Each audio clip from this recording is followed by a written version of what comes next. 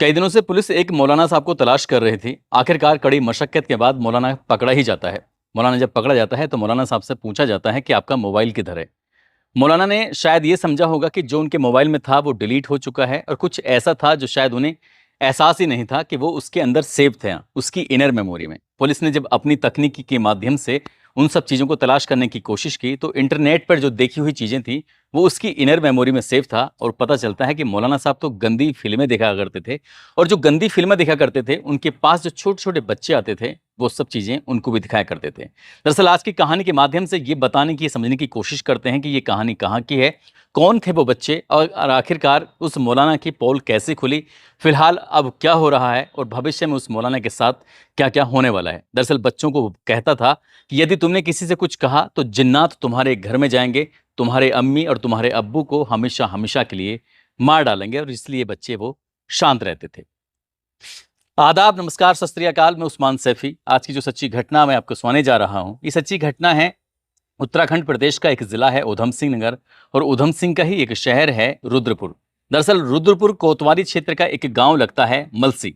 बात कर रहा हूँ 16 अगस्त 2024 की।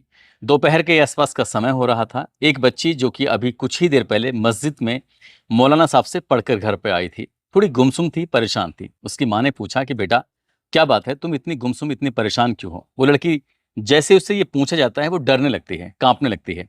माँ ने अपनी बेटी को अपने पास बिठाया, उसकी मनपसंद की जो चीज़ थी उसको खाने के लिए दी और खाने के बाद वो लड़की जब थोड़ी सी नॉर्मल होती है तब माँ पूछती है कि बेटा थोड़ा बताओ तो सही, क्या दिक्कत है, क्या परेशानी है। वो लड़की कुछ बोल नहीं पाती है। इसके बाद जो माँ होती है वो पास में जो बच्चे होते हैं उनके पास जाती है, क्योंकि उन बच्चों के साथ उसका उठना बैठना उस बच्ची का ज़्यादा था। उन बच्चों से पूछा जाता है तो वो बच्ची भी कुछ ऐसे ही घबराने लगती है जैसे कि उस महिला की बेटी घबरा रही थी। उस बच्ची से जब पूछने की कोशिश कर रही थी तो वो भी नहीं बता रही थी। आखिरकार फिर वापस माँ वापस लौट के आती है, अपनी बेटी को और दुलारती है, पुचकारती है और ये भरोसा दिलाती है कि तुझे कुछ नहीं होगा और जो भी कुछ है तो मुझे बता दे। आखिरकार उसकी बेटी ने जो बताने की कोशिश की तो उसने कहा जिन्नात तुम्हें मार डालेंगे और अब्बू को भी मार डालेंगे यदि मैंने ये सब बातें बताई तो।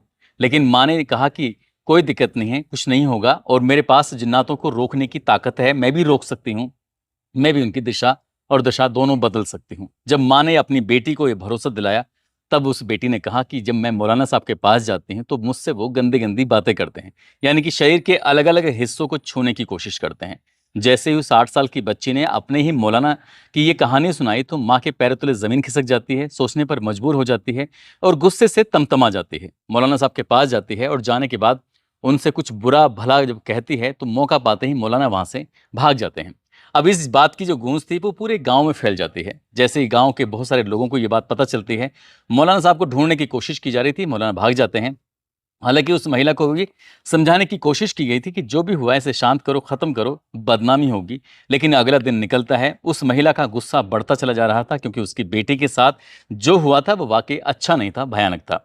वो सीधा नज़दीकी पुलिस स्टेशन जाती है, यानी कि रुद्रपुर कोतवाली में एक तहरीर दी जाती है और तहरीर देने के बाद पूरी कहानी बयां करती है कि मेरी जो बेटी है वो एक स्कूल में पढ़ती है। स्कूल में पढ़ने के बाद जब घर पे आती है तो उस बच्ची को पास में ही मस्जिद है, मस्जिद के ऊपर एक कमरा है और उस कमरे के अंदर मौलाना साहब रहते हैं और मौलाना ही उस बच्ची को दीनी तालीम देते हैं, यानी कि उसमें अरबी पढ़ाते हैं, उर्दू भी पढ़ाते हैं, साथ ही नमाज के तरीके बताते हैं कि नमाज कैसे पढ़ी जाती है। लेकिन कई दिन से मेरी बच्ची थोड़ी गुमसुम रहती है, परेशान रहती है। इस तरह की जो तहरीर थाने में मिलती है उसके बाद फिर इस ज़िले के जो एसएसपी होते हैं, एसएसपी के पास उस थानेदार ने बातचीत की, मुकदमा दर्ज हो जाता है और मुकदमा दर्ज होने के बाद आखिरकार जो इसके ज़िले के एसएसपी होते हैं मंजूनाथ टीसी, वो 18 सदस्यीय एक एसआईटी का गठन करते हैं ये जानने के लिए कि इसमें बात में कितनी सच्चाई है, कितनी नहीं है। आखिरकार इस मामले की जांच पड़ताल करना शुरू करते हैं तो पता चलता है कि मौलाना मौका पाते ही वहाँ से भाग चुका था। वो कहाँ का रहने वाला था उसके बारे में पता करने की कोशिश करते हैं तो उत्तर प्रदेश का एक ज़िला है पीलीभीत और पीलीभीत का ही थाना लगता है जहानाबाद। उसी का एक गाँव है डोंग। डोंग का रहने वाला वो मौलाना कुछ दिन पहले तक रामपुर के शाहाबाद में नौकरी किया करता था, लेकिन बताते हैं कि वहां पर जो मस्जिद से होने वाली आमदनी थी, यानी कि वेतन था, मानदेय था, वो कम था। इसलिए उसने शाहाबाद की उस नौकरी को छोड़ने के बाद सीधा उत्तराखंड के उधम सिंह नगर जिले के रुद्रपुर कोतवाली क्षेत्र का जो गांव लगता है मलसी, उस गांव में जाकर ये करीब 2 महीने पहले वहां पर ज्वाइन कर लेते हैं और नमाज पढ़ाने के साथ साथ अपने ही कमरे में कुछ मोहल्ले के बच्चों को दीनी तालीम भी दिया करते थे, यानी कि उर्दू और अरबी वगैरह पढ़ाया करते थे। अब मौलाना को तलाश करने के लिए जो पुलिस की टीमें थीं वो लग जाती हैं। आखिरकार मौलाना पकड़ा जाता है और पकड़ने के बाद इस मौलाना को जब लेके आते हैं तो मौलाना साहब से पूछताछ की जाती है कि आखिरकार कहानी क्या है, क्या क्या नहीं है। तो मौलाना ने बिल्कुल इत्मीनान के साथ सारी बातों को बताया कि ऐसा कुछ भी नहीं है, यानी कि उन सब चीज़ों को झुटलाने की कोशिश की। मौलाना का जो नंबर था वो बंद था, लेकिन उस मौलाना के नंबर को जो मोबाइल को जब्त किया गया तो उसे ये नहीं पता था कि जो उसने मोबाइल की हिस्ट्री में देखा था उसके अंदर सेव है, यानी कि उसके रूट वे जो होता है उसमें पहले से सेव होता है, उसको आसानी से डिलीट नहीं किया जा सकता। और वैसे भी पुलिस के पास अच्छी खासी तकनीकें होती हैं, उस तकनीक के माध्यम से पता चलता है कि वो उसमें गंदी फिल्में, यानी कि पॉर्न साइट के पास जाकर गंदी फिल्में देखा करता था। अब उस बच्ची के साथ साथ जितने भी बच्चे आया करते थे उन बच्चों से बारी बारी से पूछताछ की जाती है। तो पता चलता है कि जो बच्चे हैं वो 5 साल से लेकर 10-12 साल तक के बच्चे हैं जो दीनी तालीम हासिल करने के लिए आते थे। मौलाना बहुत ही शातिर किस्म का व्यक्ति, जिन बच्चों की उम्र 8 या 9 साल से ऊपर होती है, खासकर लड़के, उनके साथ वो बहुत सख्ती से पेश आया करता था। उन्हें खूब बहुत बुरी तरह से मारता था, पीटता था और उनसे एक-एक चीज़ को बारीकी से पूछता था कि तुमने ठीक से याद किया है, नहीं किया है। और इस बात की आस-पास के लोगों में बड़ी तसल्ली होती थी कि मौलाना साहब बहुत सख्त हैं और बच्चों को अच्छे से उर्दू भी पढ़ा रहे हैं, अरबी पढ़ा रहे हैं। लड़कियों के लिए भी यही था, जो 8-9 साल से ऊपर की लड़कियां होती थीं, जो थोड़ी समझदार थीं, अगर किसी बच्ची के साथ कुछ ऐसी हरकत करने की कोशिश करें, तो वो जाकर अपने घर पे बता सकती थी। तो ऐसे उसमें उन बच्चियों को वो होमवर्क दिया करता था और उनके साथ भी वो सख्ती से पेश आता था। अब इन्हें जल्दी से बच्चों को आते थे और जल्दी ही घर पे 10-15 मिनट में भेज दिया करता था। लेकिन जो बच्चियां 5 से 8 साल की हुआ करती थीं, उन बच्चियों को वो अपने पास रखा करता था और उनसे बड़े प्यार से, अच्छे से बातें करना, साथ ही उन्हें अपने एसी वाले कमरे में ले जाना। बारी-बारी से उन लड़कियों को वो एडल्ट फ़िल्में, गंदी फ़िल्में, पोर्न वीडियो इस तरह से दिखाया करता था और जो-जो उस वीडियो के अंदर होता था, कुछ-कुछ वैसे ही हरकत करने की वो कोशिश करता था। पुलिस की जाँच में आया कि वो अकेली बच्ची नहीं थी, बल्कि 5 लड़कियों के साथ लगभग 1.5-2 महीने से ये सब ऐसे ही चल रहा था और सब बच्चियों से ये कहा गया था कि अगर किसी ने भी घर जाकर ये सब बताने की कोशिश की कि तुम्हारे साथ क्या होता है, तो जो मेरे पास जिन्नात हैं, वो उसके पास मेरे जादू है और उन जिन्नातों को वो छोड़ देगा, तुम्हारे घर जाएँगे, तुम्हारी मम्मी, तुम्हारे पापा, इनको वो मार डालेंगे, यानी कि उन्हें बहुत नुकसान पहुँचा सकते हैं। छोटी बच्चियों के दिमाग में, दिल में इस तरह का डर बैठाया गया था कि वो जिन्नातों से डरने लगती हैं और यही कारण था कि कई दिनों से, यानी कि बताते हैं 1.5 महीने, 2 महीने से वो लगातार शोषण सह रही थीं। उनके साथ वो किस हद तक गया था, पुलिस इसी मामले की जाँच-पड़ताल में जुटी हुई है। आखिरकार जब ये बात गाँव वालों को पता चलती है कि उसने एक नहीं बल्कि 5 लड़कियों के साथ इतना घिनौना कृत्य किया है, तो गाँव वालों को यकीन नहीं हो रहा था कि जिस व्यक्ति के पीछे वो नमाज़ पढ़ रहे थे, वो शायद नमाज़ भी कभी कबूल हो पाएँगी या नहीं हो पाएँगी। लेकिन इस घटना ने पूरे गाँव को तोड़ कर रख दिया।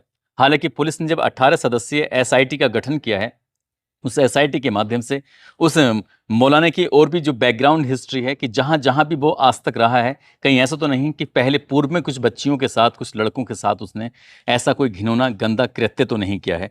हालाँकि पुलिस अभी ठोस नतीजे पर नहीं पहुँची है, लेकिन उसको रिमांड पर लेने के बाद उससे पूछताछ की जाती है। पूछताछ करने के बाद उसको जेल भेज दिया जाता है और पुलिस इस मामले की जाँच-पड़ताल में जुटी है और जैसे ये बात अखबार, सोशल मीडिया, अलग-अलग माध्यम से जब ये लोगों में फैलती है तो लोगों में गुस्सा होने लगता है। ये मामला उत्तराखंड की विधानसभा में भी उठाया जाता है और ये पूछा जाता है कि आखिरकार कब तक इस तरह की घटनाएँ होती रहेंगी।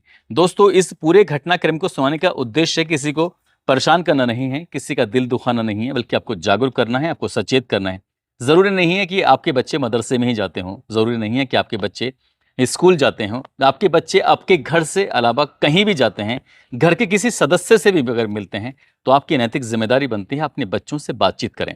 उनके दिलों में बैठकर उनके बात उनसे इतना प्यार से, इत्मीनान से उनके जगह बनाकर उनके मन में, उनके दिल के अंदर, उनसे ये जानें कि आज तुम्हारे साथ पूरे दिन हुआ क्या है? कहीं ऐसा तो नहीं है आपके बच्चे के साथ कहीं कुछ गलत काम हो रहा हो और अब वो गुमसुम हो और आपको इस बात का एहसास ही ना हो और वो लंबे समय से ऐसे झेलता चला आ रहा हो। आप ये बताएँ कि किस चीज़ को छूने से अच्छा होता है, किसको छूने से गलत होता है? यानी कि गुड टच और बैड टच के बारे में अच्छी से जानकारी दें।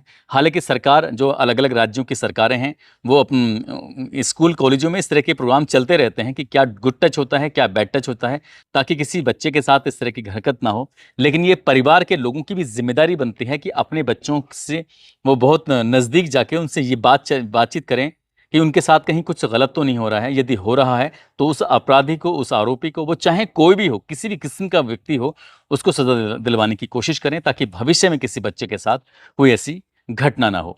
दोस्तों, जाते जाते आज इस सीतापुर के रहने वाले हैं अनिल हसमुख, आज इनका जन्मदिन है। इनको जन्मदिन की ढेरों सारी शुभकामनाएं, बहुत बहुत मुबारकबाद।